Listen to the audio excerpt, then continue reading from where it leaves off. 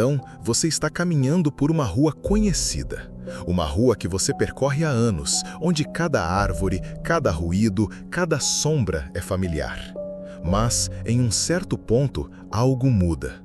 Não de forma abrupta, não com um trovão ou um grito, mas com um sussurro, um sutil deslocamento no tecido da realidade. O ar pesa, os sons se apagam e os contornos do mundo parecem rearranjados. É assim que muitas histórias sobre Sete Além começam. Mas o que é Sete Além? Um lugar? Um devaneio coletivo? Uma falha na percepção ou um erro da própria realidade?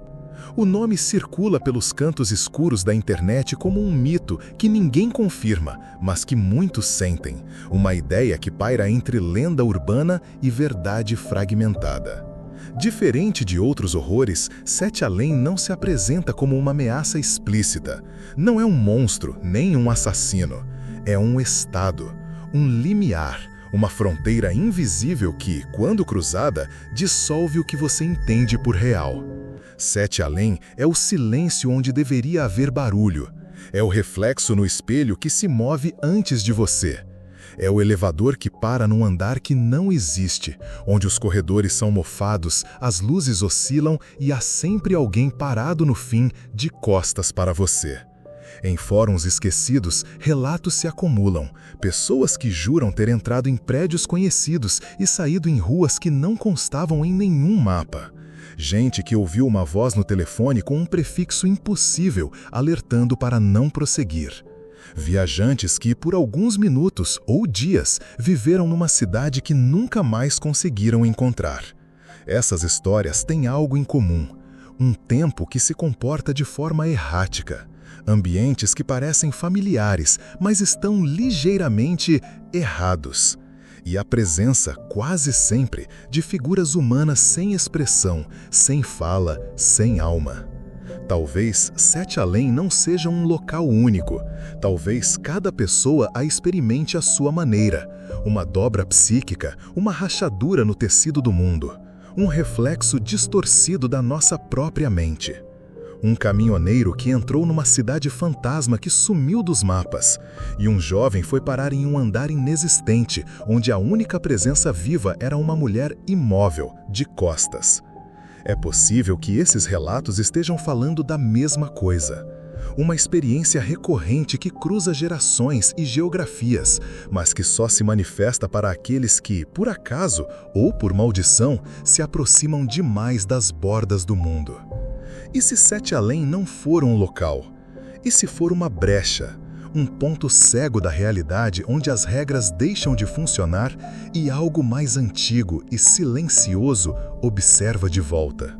Nos próximos relatos, vamos explorar 10 histórias reais, relatos de pessoas comuns que, por vontade própria ou mero acaso, encontraram-se diante do inexplicável.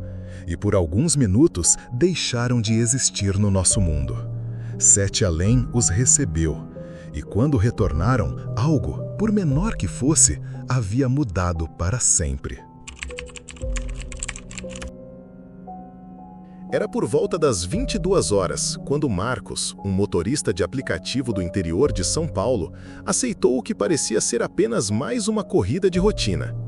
O passageiro pediu para ser deixado em uma estrada vicinal, pouco iluminada, margeada por árvores altas e chácaras antigas. Era um local afastado, mas não incomum para quem dirige durante a noite. O homem no banco de trás falava pouco, parecia tenso. Quando chegou ao destino, desembarcou rapidamente e desapareceu entre os arbustos sem se despedir. Marcos achou estranho, mas virou o carro e iniciou o trajeto de volta. E foi aí que tudo começou a mudar. As ruas que deveriam estar ali não estavam mais. O GPS parou de responder. O sinal desapareceu. Ao tentar recalcular o caminho manualmente, ele percebeu que algo estava profundamente errado. As placas haviam mudado, os nomes não faziam sentido. Rua dos Acordos, Travessa Invertida, Alameda das Horas. As casas que o cercavam tinham uma arquitetura antiga, quase anacrônica. Paredes altas, janelas estreitas com vidros foscos e luzes permanentemente acesas. Nenhuma alma viva à vista. Nenhum som, nenhum movimento. Ele dirigiu em círculos por um tempo indeterminado, tentando encontrar um ponto de referência. Mas tudo era labiríntico, dissonante. Quando olhava para o retrovisor, a rua atrás parecia se curvar sobre si mesma, como se dobrasse o espaço. Em determinado momento, ele viu uma criança de costas no meio da via, imóvel. Quando desviou e olhou de novo, não havia mais ninguém. O medo atingiu um ponto insuportável. Ele desligou o carro, respirou fundo e fechou os olhos. Quando os abriu, estava parado em um acostamento conhecido, perto de um posto de gasolina onde costumava tomar café. Alívio, confusão, descrença. Mas o alívio não durou. Ao tentar ligar o carro para seguir viagem, percebeu que o motor não dava sinal de vida. Nem o farol, nem o rádio. O veículo estava completamente morto. Nos dias seguintes, nenhum mecânico conseguiu explicar o que aconteceu com o sistema elétrico. O carro simplesmente havia deixado de funcionar, como se algo dentro dele tivesse se esgotado. Marcos nunca mais aceitou corridas à noite. E, até hoje, evita olhar por muito tempo pelo retrovisor.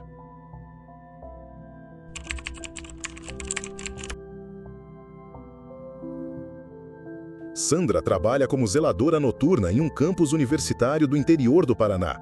Seu turno começa às 22 horas e vai até às 5h30 da manhã, quando os corredores ainda estão vazios e o silêncio pesa como um cobertor molhado. Ela conhece cada sala, cada porta, cada luz que pisca mais do que deveria. Naquela madrugada específica, algo fugia do habitual. Por volta das 3h40, Sandra subia as escadas do bloco administrativo quando notou que a saída de emergência estava aberta, algo incomum, já que ela mesma havia trancado 2 horas antes. Ao tentar descer pelo corredor que levava ao estacionamento, deu de cara com algo que não reconhecia. Era um corredor novo. Não deveria estar ali. A planta do prédio era simples, simétrica, mas à sua frente estendia-se um corredor estreito, com paredes cobertas de azulejos acinzentados e úmidos, como os de um hospital antigo. O ar era pesado, o cheiro azedo. Nas portas metálicas, placas de identificação escritas em uma língua que ela não reconheceu. Símbolos desconexos, como se fossem fonemas arrancados de um alfabeto esquecido. Instintivamente, ela recuou, mas antes de sair, olhou o relógio. 4h33. Correu até a portaria, onde tudo parecia normal. O segurança estava lá, tomando café. Quando perguntou sobre o corredor, ele apenas riu. O prédio sempre tivera apenas 3 andares, e nenhum deles com saída para o estacionamento naquela ala. Sandra voltou ao mesmo local ao amanhecer, e encontrou exatamente o que esperava encontrar. Parede de concreto pintada com tinta branca. Nenhum sinal de corredor, nenhuma porta, nenhum cheio de mofo. Mas havia algo que não fazia sentido. Seu relógio e o do sistema de ponto marcavam 4h33, exatamente como no instante em que ela vira o corredor. Ela havia caminhado, se assustado, corrido até a portaria e conversado com o segurança, tudo em tempo suspenso. Nada havia se movido, nem mesmo o tempo. Sandra continua no trabalho, mas se recusa a andar sozinha pelos corredores do bloco administrativo. E há noites em que, segundo outros funcionários, portas trancadas se abrem sozinhas e o ar volta a cheirar a umidade.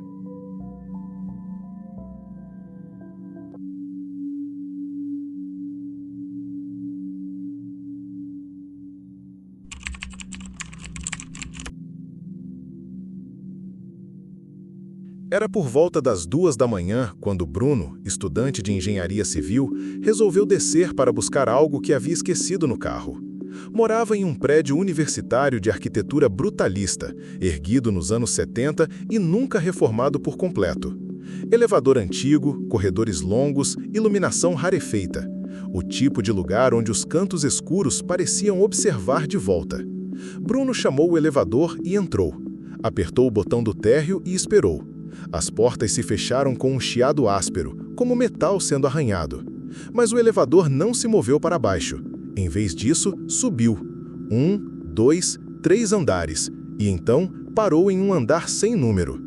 Onde antes havia números eletrônicos vermelhos, agora não havia nada, um espaço em branco, um silêncio muito mais profundo do que o normal. As portas se abriram com lentidão. O corredor à frente parecia parte de um hospital abandonado. Azulejos brancos com manchas marrons, partes quebradas revelando tijolos antigos. As luzes estavam acesas, mas piscaram uma a uma, como se sua presença estivesse sendo notada. Bruno deu um passo para fora, impulsionado por uma mistura de curiosidade e inquietação. O silêncio era quase absoluto, quebrado apenas por um som irregular de respiração. Mas não era a dele. O som vinha das paredes. Ele andou poucos metros, os tênis rangendo no chão de linóleo, até que viu uma figura ao fundo do corredor. Uma mulher parada, de costas. Vestia algo que parecia um uniforme antigo de enfermaria, imóvel. Cabelos negros sobre os ombros, a pele das mãos pálida, segurando uma prancheta. Bruno chamou. Nenhuma resposta. A figura continuava imóvel. Então, num impulso quase infantil, ele gritou. O som ecoou com força sobrenatural, não no espaço, mas dentro da sua cabeça, como se tivesse ativado algo. As luzes piscaram com violência e, sem aviso, as portas do elevador atrás dele se abriram. Ele correu e entrou, apertando todos os botões. As portas se fecharam e o número 0 reapareceu no visor eletrônico.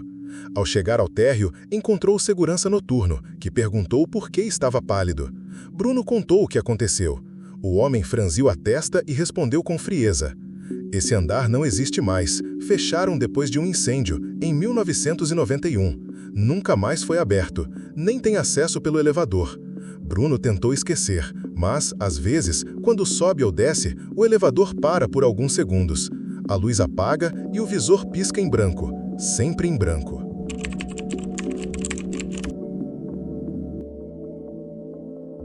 O telefone tocou às 3h17 da madrugada. Júlia acordou assustada, o som cortando o silêncio do apartamento como uma navalha. Meio grogue, olhou o visor. O número não fazia sentido. Uma sequência de dígitos quebrados, sem prefixo conhecido, como se houvesse sido gerado por um código corrompido. Mesmo assim, atendeu. Do outro lado, uma voz metálica, distorcida, sussurrou em tom quase robótico. Volte, enquanto é tempo. O silêncio seguinte pareceu mais espesso. Júlia ficou olhando para o telefone por longos segundos, tentando entender se havia sonhado. Mas a chamada estava registrada, 3 minutos e 12 segundos, sem código de país, sem operadora. Naquela mesma manhã, ela sairia para o trabalho mais cedo que o normal. Entraria no elevador como sempre fazia, do 12º andar até o térreo. Mas naquele dia, algo a fez hesitar. Um incômodo no estômago, uma memória difusa da chamada, um instinto inexplicável. Decidiu descer pelas escadas. Foi no meio do caminho que ouviu o estrondo. O elevador havia despencado com 2 pessoas dentro. O cabo de tração simplesmente se partira. Os peritos disseram que era impossível, que não havia sinais de falha, mas havia acontecido. Júlia sobreviveu por um impulso, ou por um aviso. 3 dias depois, ela decidiu rever o histórico de chamadas. E lá estava um número, registrado como recebido. Mas ao tentar devolver a ligação, o celular travou. Nenhuma operadora reconhecia o prefixo. Não existia em lugar nenhum. Foi só ao fuçar o chip em um computador que percebeu outro detalhe. A chamada não havia vindo de uma rede convencional. A origem era um campo vazio, como se tivesse sido feita de dentro de um sistema isolado, ou de fora de todos eles. Desde então, Júlia evita andar sozinha à noite, e quando seu telefone vibra em horários estranhos, ela não atende. Há coisas que não deveriam atravessar o silêncio, e vozes que só se ouvem uma vez.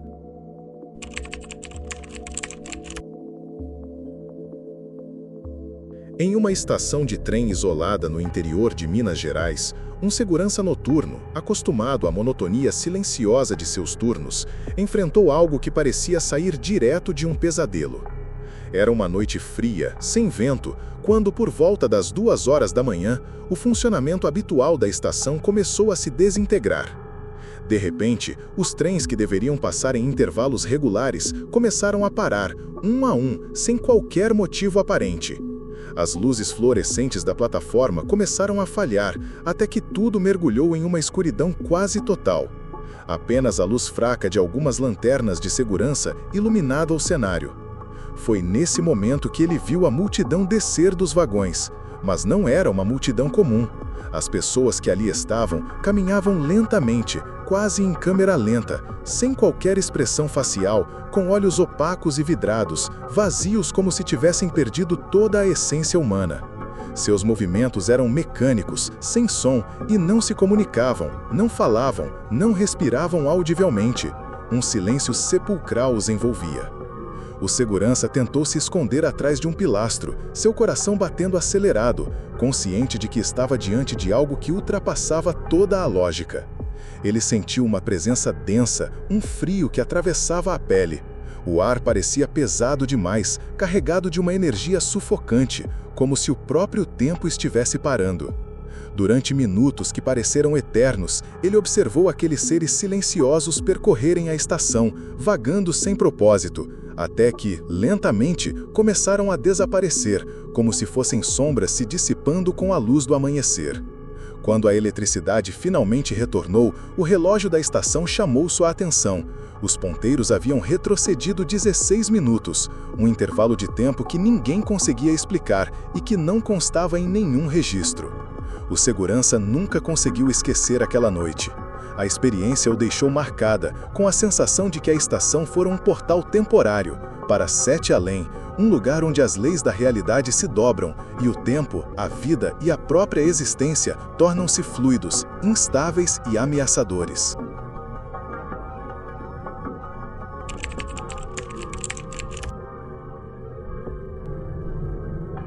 Era uma noite comum para uma enfermeira que concluía seu turno em um hospital da periferia. Exausta, ela saiu do prédio e caminhou pelas ruas escuras, esperando chegar rápido em casa. Porém, algo parecia estranho.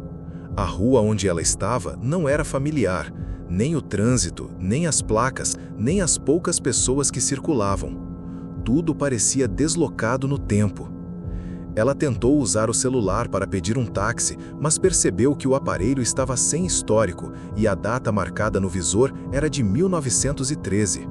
Confusa e apavorada, tentou encontrar alguma referência para se situar, mas os poucos transeuntes pareciam falar um português arcaico, com expressões e gírias que ela jamais tinha ouvido.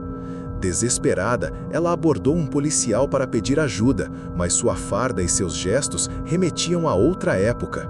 O policial olhou para ela com estranheza, como se a enfermeira fosse um intruso naquele tempo. A atmosfera era densa, quase sufocante, e o ar tinha um cheiro forte de mofo e de passado esquecido. Ao tentar voltar pelo mesmo caminho, tudo parecia ter mudado. As ruas, os prédios, até o céu tinham uma tonalidade diferente, pesada e silenciosa. Ela caminhou até perder a noção de distância e tempo, sentindo que tinha sido transportada para uma realidade paralela, um sete além, que existia não apenas na geografia, mas fora das fronteiras do tempo. Quando finalmente acordou em sua cama no dia seguinte, não sabia se aquela experiência tinha sido um sonho, um lapso mental ou um encontro real com um lugar onde as regras do mundo normal não se aplicavam.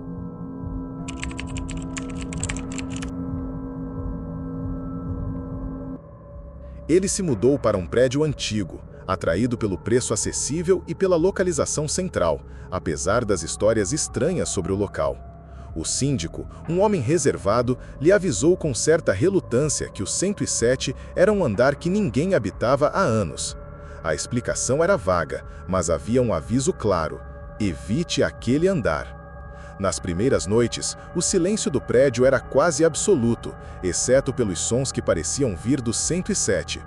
Passos lentos e arrastados ecoavam pelo corredor, acompanhados por murmúrios indistintos.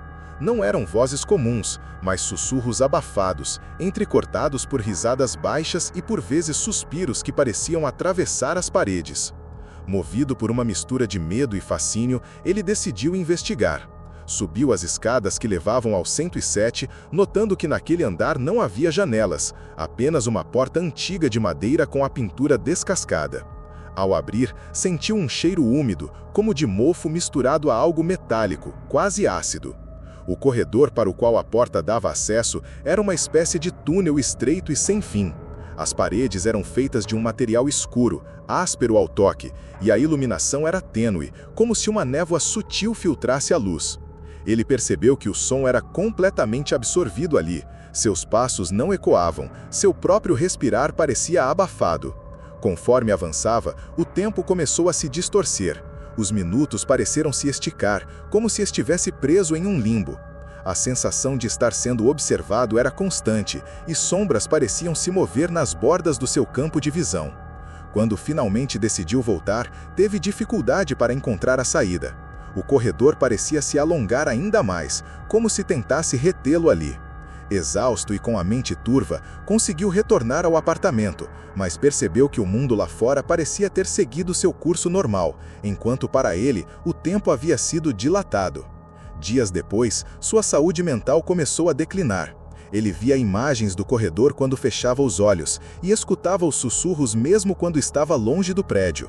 O 107 permaneceu vazio, um lugar que não pertencia ao mundo comum, um fragmento de uma realidade distorcida que convidava e aprisionava quem ousasse entrar.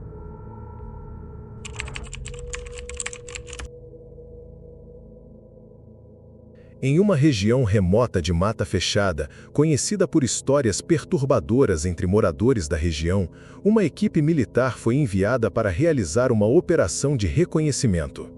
2 soldados, experientes e preparados para qualquer situação, foram designados para avançar e investigar uma área que parecia viver fora do tempo.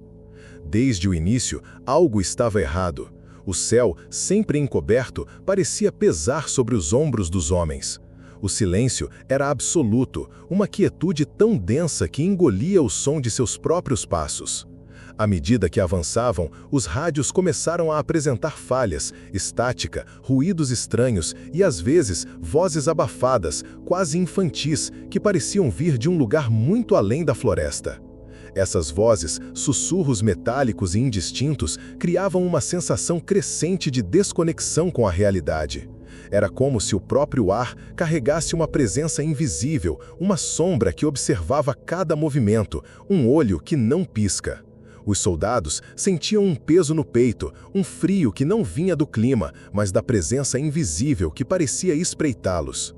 Horas se passaram e a comunicação com a equipe de apoio tornou-se cada vez mais incompreensível. No rádio, além da estática, podiam ouvir ruídos de metal arrastado e sussurros que misturavam palavras desconexas. De repente, o silêncio absoluto dominou a frequência, uma ausência completa de som que parecia consumir até o ar. Quando a equipe de resgate finalmente os encontrou, os soldados estavam caídos no chão, com olhos vidrados, expressão vazia e movimentos lentos, quase mecânicos. Em suas roupas, como uma mensagem gravada em sangue ou tinta escura, estavam palavras enigmáticas: "Não olhe para trás". A experiência não foi apenas física, mas psicológica. Ambos os homens relataram uma sensação de deslocamento no tempo, momentos que pareceram durar uma eternidade e outros que desapareceram por completo. Eles não conseguiam se lembrar claramente do que tinham visto ou vivido, como se sua mente tivesse sido censurada para evitar um terror maior.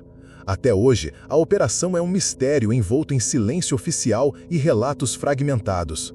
Alguns especulam que a missão cruzou uma barreira invisível para um lugar que não deveria existir, uma fenda na realidade onde o tempo e o espaço se distorcem e onde o medo é a única constante.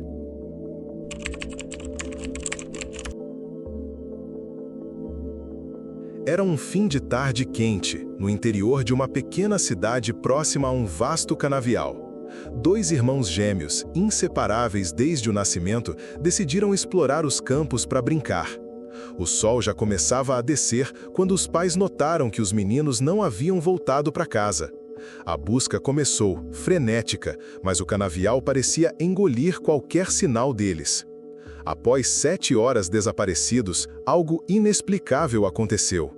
Os gêmeos foram encontrados dormindo juntos, encostados sobre uma árvore, como se nada houvesse acontecido. A alegria inicial dos pais logo deu lugar a um silêncio inquietante. Havia algo errado. O primeiro a mostrar sinais de mudança foi o mais velho. Ele não reconhecia mais a própria mãe. Quando ela se aproximava, ele recuava, com olhos vazios e uma expressão que misturava medo e confusão. O menino parecia habitado por uma presença estranha, falando pouco, olhando para o vazio. Em contraste, o irmão mais novo tinha cicatrizes circulares estranhas nas costas, marcas que pareciam ter sido feitas por algo não humano. Nas noites seguintes, os pais foram testemunhas de algo perturbador. Durante o sono, os dois irmãos falavam simultaneamente, em um sussurro quase hipnótico, como se estivessem conectados a uma outra dimensão. As palavras que proferiam não eram claras, pareciam fragmentos de uma língua antiga ou mesmo sons sem sentido, mas havia uma cadência inquietante e uma energia sombria que preenchia o ambiente. Conforme os dias passavam, o comportamento dos gêmeos se tornava cada vez mais estranho. O mais velho, agora afastado da família, parecia observar o mundo com olhos de alguém que viu coisas que não poderiam ser vistas. O outro, inquieto e agitado, tinha pesadelos constantes, acordando aos gritos, como se fosse perseguido por algo invisível. Os médicos não encontraram explicação para as cicatrizes, nem para a mudança no comportamento. Psicólogos sugeriram trauma, mas os relatos da família iam além do que a mente humana poderia compreender. Para eles, algo dentro daquele canavial os havia tocado, não apenas fisicamente, mas de uma forma que rompera o véu entre o mundo real e um lugar que não deveria existir. Essa história ficou marcada na memória da comunidade como um alerta silencioso. Há lugares onde o tempo não passa da mesma forma, onde o espaço se dobra e onde Sete Além pode se manifestar, levando embora a inocência e trazendo de volta sombras do desconhecido.